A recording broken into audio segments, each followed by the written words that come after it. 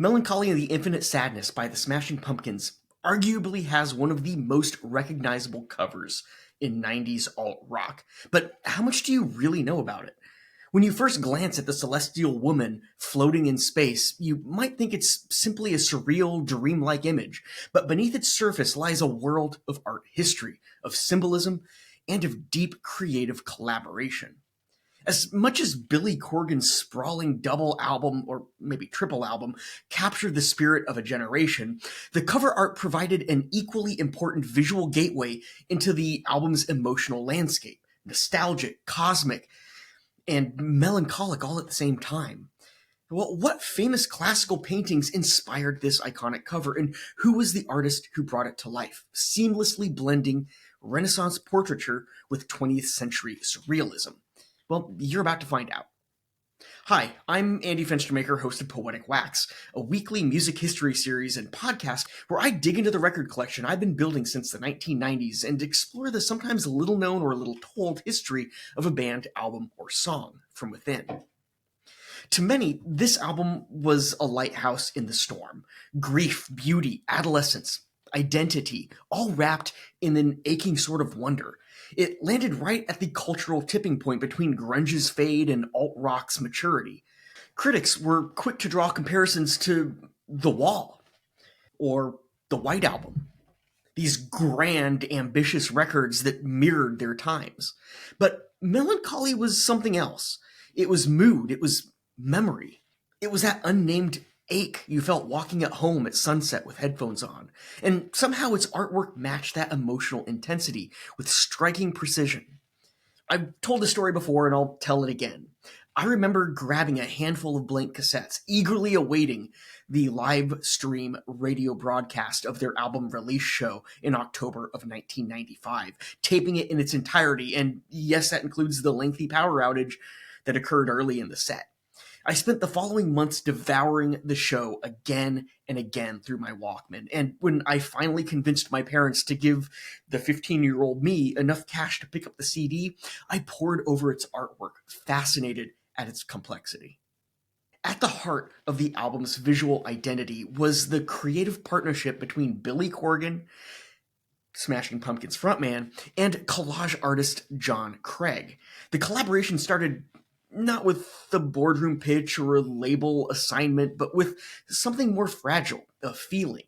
Billy, already steeped in vintage aesthetics, Edwardian melancholy, and mythic symbolism, needed someone who could translate dreams into images.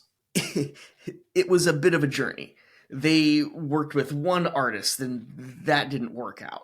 They worked with a photographer, but I believe that person wanted like 50 grand or something. Not going to happen. They had already been talking to Craig about some additional supplemental art for inside the booklet, and I'll get to that soon. But they ultimately landed on Craig for the cover as well. So John Craig was an experienced illustrator known for his textured, surreal collages. He had worked extensively in editorial art, working on projects for magazines and papers and the like. His visual storytelling always hinted at emotion just beneath the surface. And honestly, this was a perfect match for Corgan. Yet prior to the collaboration, he wasn't really familiar with Corgan or the Smashing Pumpkins. In a 2012 interview with NPR, Craig stated, "I wasn't really familiar with them. My Chicago agent put us in touch because they were looking for a retro style and I like to use lost and vintage imagery." The communication was humble and low-tech. Billy would fax Craig notes, quick sketches and brief descriptions. Words like celestial morning or child adrift in sleep would be scribbled below crude drawings. Craig took these fragments and spun them into entire worlds. Many of these faxes are actually depicted in the 4 LP box set of the album. Their process was about resonance. Craig once described it as translating Billy's poetic suggestions into metaphors that worked in ink and paper. What emerged was a visual language that carried the same emotional temperature as the music. Nostalgic, strange, soaked in longing. The handwritten text in the margin on the fax Corgan sent Craig about the cover notes the following. I realize these images are very obtuse for such a specific need, but I'm open to what you might have. Also, it's hard for me to explain it all directly on paper. Obtuse, crude, indeed.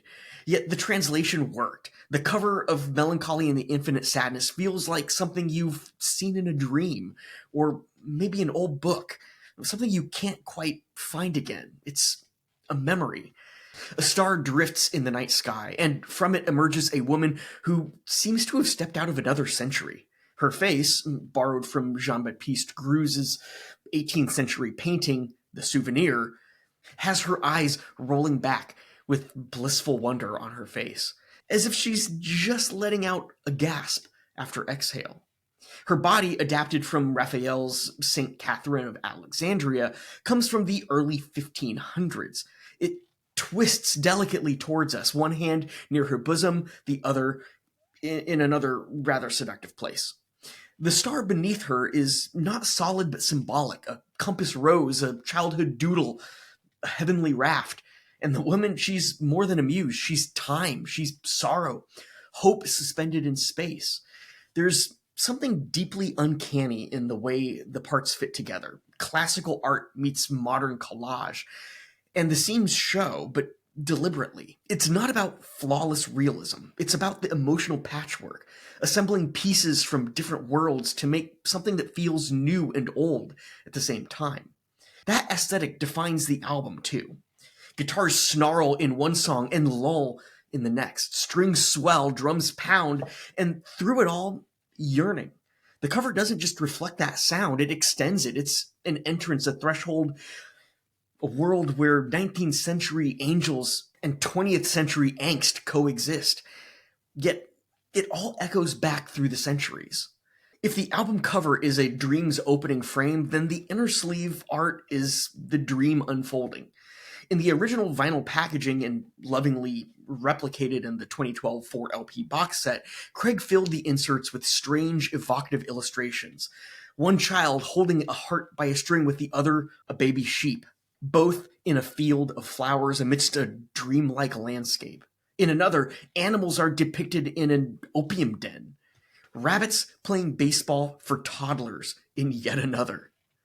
And then there's two birds soaring through the sky, not of their own volition, but in a strange airplane high above a cityscape at night. The starry night sky moving in the background. These extend beyond being whimsical cues. They're visual poems. Each of these scenes sprang from the same communication method as the cover. A phrase, an idea accompanying a single illustrated image by Billy. But Craig, in his quiet brilliance, didn't just illustrate these prompts literally. He let them evolve into allegories, often using classical etchings, Victorian engravings, surrealist and Dadaist references, and paper textures that felt older than memory itself. There's no single narrative in the insert, other than the dream world. Rather, there's an emotional arc, curiosity, melancholy, mischief, wonder, solitude. It mirrors the journey of listening to the album, where Tonight Tonight can lift you up towards heaven, where To Forgive can pull you down into grief. Zero plunges you somewhere between nihilism and despair. And 1979 splashes you into an ocean of nostalgia.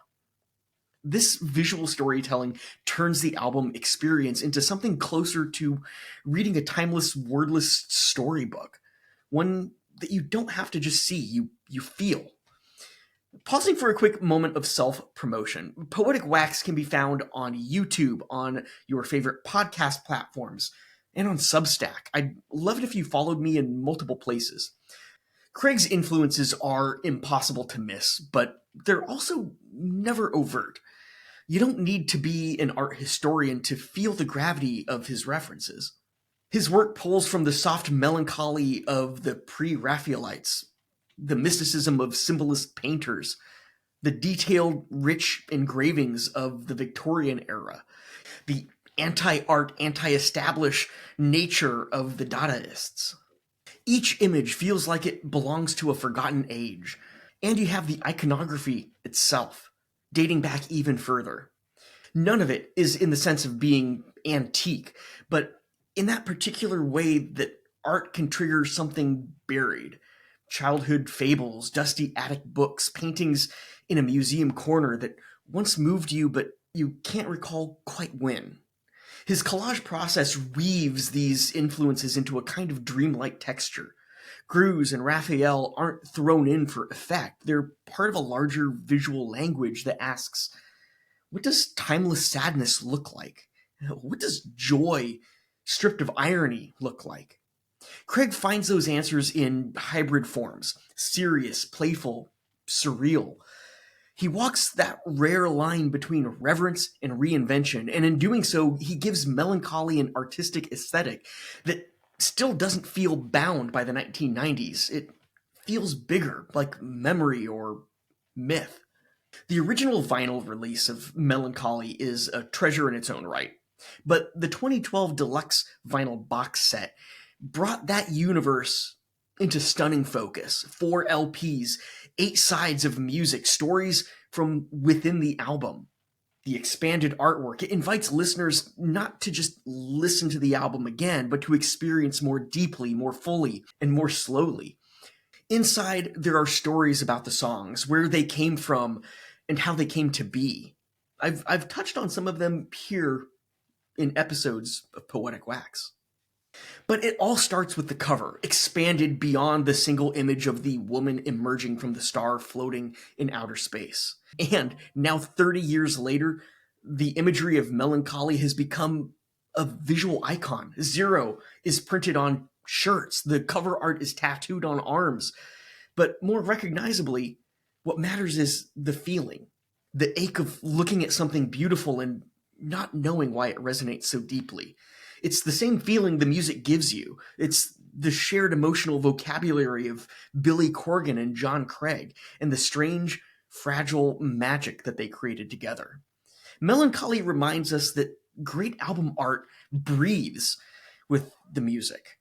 It complements it in ways you might not understand at first sight or at first listen. It makes you think, to contemplate its deeper meaning, both personally and from the artist's perspective. It's not just there to decorate, but to illuminate, to offer a doorway into the emotional world that the songs inhabit. It crystallizes feeling into image, making the invisible visible. In the quiet spaces between the notes, between the songs, between the pages, art gives shape to longing, to wonder, to sorrow, and to joy. It teaches us not how to listen more deeply, but how to feel more fully.